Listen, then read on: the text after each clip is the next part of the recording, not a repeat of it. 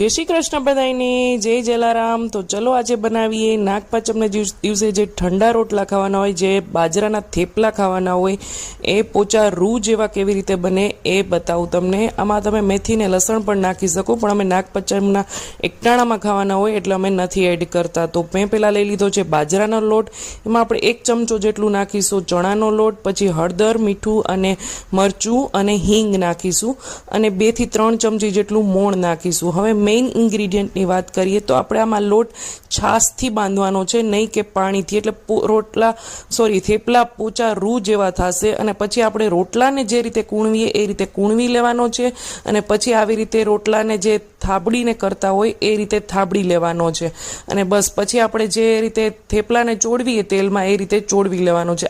આ થેપલા રાયતા, ગોળ કેરીનું અથાણું, ગાંઠિયા બધા સાથે ઠંડા બીજા દિવસે ખાવાની બહુ મજા આવે છે। Thank you and bye bye.